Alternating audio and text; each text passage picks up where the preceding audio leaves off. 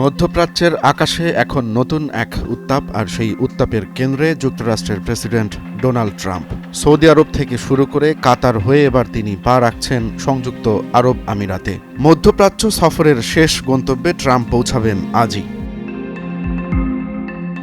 15 মে বৃহস্পতিবার সকালে কাতারের রাজধানী দোহায় ব্যবসায়ী নেতাদের সঙ্গে এক বৈঠকে অংশ নেন ট্রাম্প। এরপর যান আল উদেইদ সামরিক ঘাঁটিতে। এটি মধ্যপ্রাচ্যে যুক্তরাষ্ট্রের সবচেয়ে বড় সামরিক ঘাঁটি। কাতার সরকার এই ঘাঁটি ব্যবহার করতে দিয়েছে আমেরিকাকে। সাধারণ ফ্যানের দিন শেষ, আকিস ফ্যানে বাংলাদেশ। কাতার সফরে ছিল রাজকীয় সব আয়োজন। বিমানবন্দরে তাকে স্বাগত জানায় ফাইটার জেট। কাতারের আমির Sheikh Tamim bin Hamad Al থানির সঙ্গে বৈঠকে ট্রাম্প বলেন, তিনি একজন মহান ভদ্রলোক এবং আমার বন্ধু। তবে এই সফরে সবচেয়ে আলোচিত ঘটনা ঘটেছে নীরবে। জানা গেছে কাতারের রাজপরিবার ট্রাম্পকে উপহার হিসেবে দিয়েছেন একটি বিলাসবহুল বোয়িং ৭৪৭৮ বিমান, যা হতে পারে নতুন এয়ারফোর্স ওয়ান। এই খবর ঘিরে ইতোমধ্যেই যুক্তরাষ্ট্রে শুরু হয়েছে তীব্র বিতর্ক। ট্রাম্প অবশ্য বলছেন, এটা না নেয়া বোকামি হবে।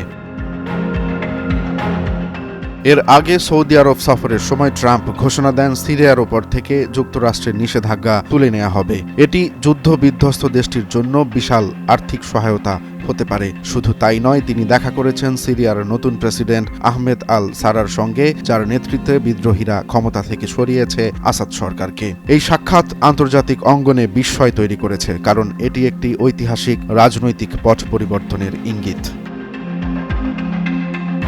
প্রথম মেয়াদে কাতারকে সন্ত্রাসবাদের অর্থদাতা বললেও এবার ট্রাম্পের বক্তব্য একেবারে উল্টো। বিশ্লেষকরা বলছেন, কাতার গত কয়েক বছরে লবিং ও গণসংযোগে বিপুল অর্থ ব্যয় করে নিজেদের ভাবমূর্তি বদলে ফেলেছেন। সফরের শেষ পর্যায়ে বৃহস্পতিবার ট্রাম্প যাচ্ছেন সংযুক্ত আরব আমিরাতে। সেখানে দেখা করবেন শেখ মোহাম্মদ বিন জায়েদ আল নাহিয়ানের সঙ্গে। অন্যদিকে তুরস্কের ইস্তানবুলে রাশিয়া ও ইউক্রেনের শান্তি আলোচনা চলছে। তবে পুতিন যেমন যাচ্ছেন না, ট্রাম্পও জানিয়ে দিয়েছেন তিনি থাকছেন দূরে। মধ্যপ্রাচ্য সফরে ট্রাম্প কূটনৈতিক ও সামরিক অর্জন যেমন পেয়েছেন, তেমনি তৈরি করেছেন বিতর্কের ঢেউ।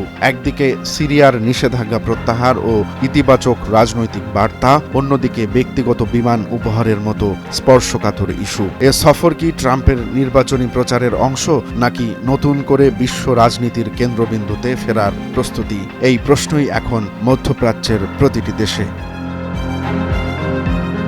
রোমান্স তালুকদার, নয়া দিগন্ত।